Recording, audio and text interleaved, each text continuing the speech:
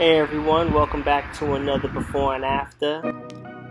A lot of times we have properties that we either wholesale or they have tenants in them, so we don't ever get a chance to shoot them.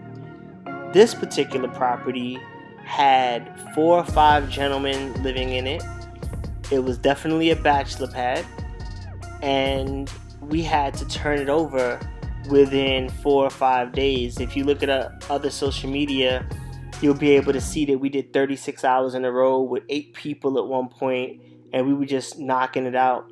So this ended up becoming a rental.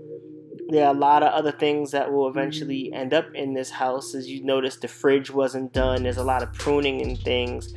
But this video was shot on Sunday, July 31st.